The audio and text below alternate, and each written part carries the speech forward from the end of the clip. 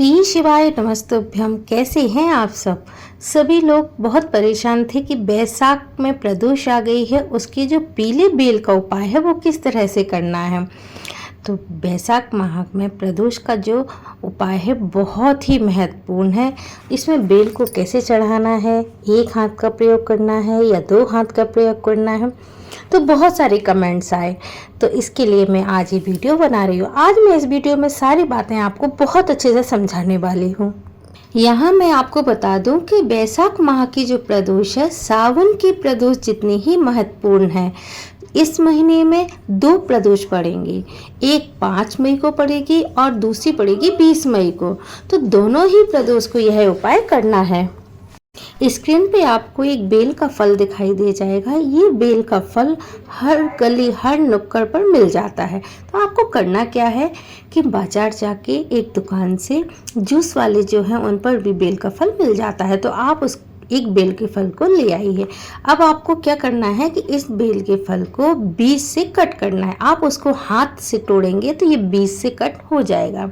उसका जो गूदा वाला भाग है उसका उपयोग आपको नहीं करना, तो गूदे को निकाल के आप रख लीजिए। उसको भी मैं बताऊंगी कि आपको बाद में क्या करना है। हमें बस बेल का गूदा निकाल के अलग रख लीजिए और जो बेल का खाली वाला भाग है उसका उपयोग करना है। अब हमें करना क्या है कि जो गूदे वाला भाग है उसको तो हमने साइड में रख दिया। अब जो कटोरी नुमा भाग है, यानी 2 कटोरियाँ हमें प्राप्त हो गई हैं। अब ये जो कटोरी नुमा भाग है उसको जल भरकर उसमें हमें भोले बाबा की पिंडी के ऊपर दोनों हाथ से चढ़ाना है।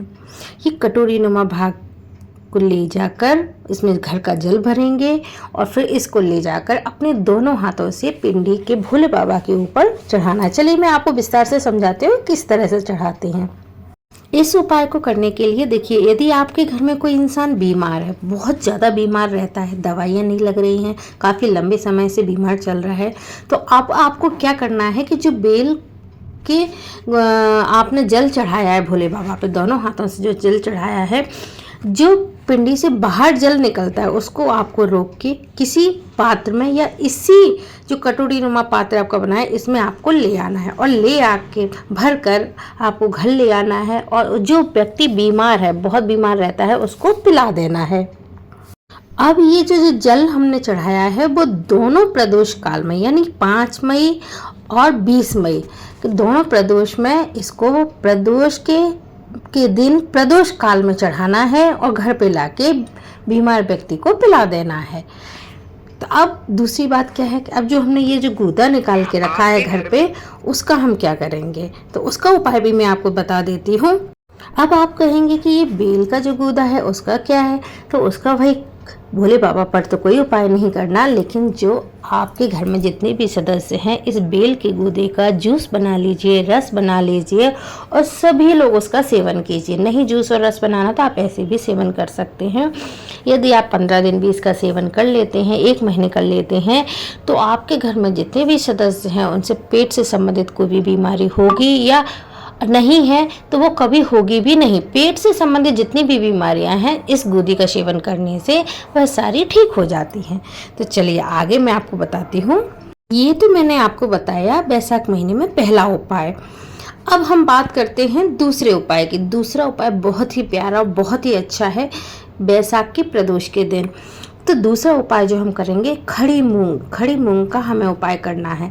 इसके लिए आपकी जो भी बहुत पहले से कोई भी आपकी इच्छा है, दबी हुई आपकी इच्छा है और बहुत दिनों से आपका मन है ये मेरी इच्छा पूर्ण हो, लेकिन वह आपकी इच्छा पूर्ण नहीं हो रही है, तो इसके लिए आपको करना क्या है, आपको बहुत ज़्यादा मूंग नहीं लेना, तो खड़ी मूंग। कई लोग क्या करते हैं कि मूंग की दाल का उपयोग करने लगते हैं, तो मूंग की दाल आपको नहीं लेनी। खड़े मूंग जो होते हैं 1 चम्मच आपको खड़े मूंग लेना है। और बेलपत्र आपको बहुत ही सुंदर बेलपत्र आपको लेनी है, कहीं से कटी फिटी नहीं होना चाहिए, बिल्कुल ऐसी बेलपत्र लीजिए जो कहीं से खंडित ना हो। भोले बाबा पर कोई भी चीज़ जब हम चढ़ाते हैं, चावल हो, मूंग हो, बेलपत्र हो, कुछ भी भोले बाबा पर चढ़ाते हैं तो खंडित नहीं होनी चाहिए।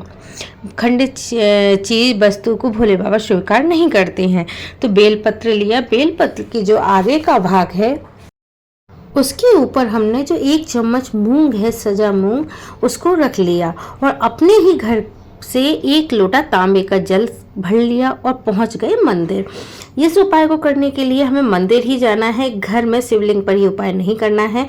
मंदिर पहुंच गए और मंदिर पर भोले बाबा के जो आगे का भाग है, शिवलिंग का ऊपर का जो भाग है, उस पर हमने वो बेलपत्र के जो आगे के भाग पर हमने बड़ी बेलपत्र पर, बीच वाली बेलपत्र पर जो हमने मूंग रखा था खड़ा, उसको दोनों चीज़ों को एक साथ रख देना है। इसके बाद हमें क्या करना है, अपनी विशेष को बोल देना है। भगवान भोले बाबा के सामने अपनी जो इच्छा है, अपनी जो मनोकामना है उसको बोल दीजिए और जो तांबे के लोटे में जल लेकर आए हैं उसको भोले बाबा के ऊपर श्री शिवाय नमस्तुभ्यम या कुंदकेश्वर महादेव के नाम से, श्री शिवाय नमस्तुभ्यम या कुंदकेश्वर महादेव के नाम से चढ़ा देना है।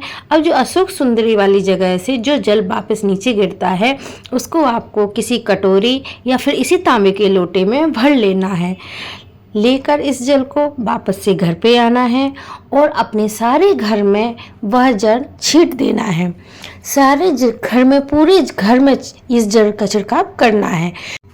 अब आप कहेंगे कि हमने तो इस उपाय को अपनी इच्छा के लिए किया था, अपनी जो मनोकामना है उसकी पूर्ति के लिए किया था, फिर जल का छिड़काव घर में क्यों करना है?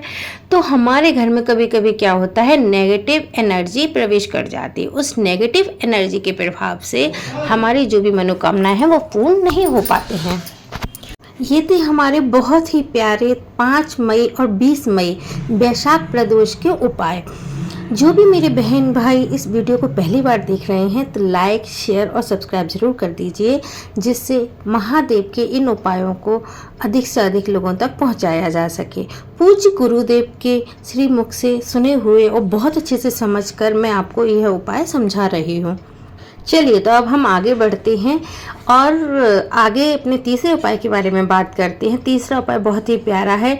इसको हमें वैशाख माह में प्रदोष के दिन प्रदोष काल में करना है। इसके लिए हमें एक बेल पत्र की, बेल फल नहीं, बेल कांटे नहीं, सिर्फ बेल पत्र की आवश्यकता होगी जो कहीं से कटा फटा ना हो, और एक तांबे के लोटे में अपने घर का जल भर लीजिए।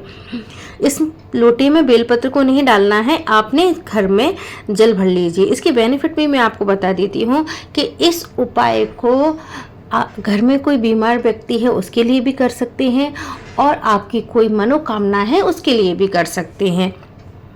इस उपाय को आप चाहे अपने घर पर भी कर सकते हैं और आप चाहे अपने मंदिर जाकर भी कर सकते हैं। तो इसके लिए अपना फेस रखिए उत्तर, इन नॉर्थ दिशा में रखिए। और अब आपको क्या करना है कि सबसे पहले जो उपाय बता रहा हूँ, घर में कोई व्यक्ति बीमार है तो उसके लिए किस तरह से यह उपाय करना है और अपनी इच्छा के लिए दूसरी तरह से करना है। पहले हम बात करते हैं घर में कोई व्यक्ति बीमार है उसके लिए। सबसे पहले जो हमारे पास बेलपत्र है उसको हम टच कराएंगे भगवान गणेश के स्थान पर। आपको रखना नहीं है, सिर्फ गणेश जी के स्थान पर टच कराना है।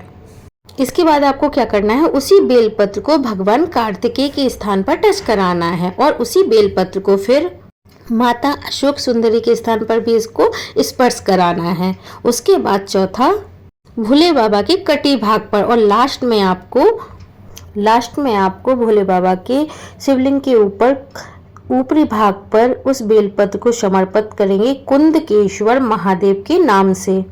और कुंदकेश्वर महादेव के नाम से ही जो 1 लोटा जल है उस बेलपत्र के ऊपर धीरे धीरे समर्पित करेंगे और साथ में जो व्यक्ति बीमार है उसका नाम और गोत्र बोल देना है। अब इस जो बेलपत्र को आपने भोले बाबा के ऊपर चढ़ाया था, इसको आपको क्या करना है, उठा लीजिएगा और इस बेलपत्र को घर पर लेके आइए। जो व्यक्ति कई दिनों से बीमार है उस व्यक्ति को खाने के लिए दीजिए और उस व्यक्ति को चबा चबा कर उस बेलपत्र को खाना है, इसका सेवन करना है। कितनी भी पुरानी से पुरानी बीमारी हो, भोले बाबा की कृपा से वह बीमारी ठीक हो जाती है। अब बात करते हैं दूसरे उपाय की, मनोकामना पूर्ति के लिए इसी उपाय को कैसे करना है। आपको इस उपाय को करना कुछ ज़्यादा नहीं है। क्या करना है कि जो आपने बेलपत्र महादेव के ऊपर चढ़ाई थी 5 जगहों पर छुआकर, उसको आपको उठाना नहीं है मनोकामना के लिए। जो बीमारी के लिए कर रहे थे आपने उठा के व्यक्ति को खिलाई थी, इसके लिए आपको बेलपत्र वहीं पर चढ़ी रहने देना है और अपनी मनोकामना भोले बाबा के सामने प्रकट करना है। तो इस उपाय को प्रदोष के दिन प्रदोष काल में करना है।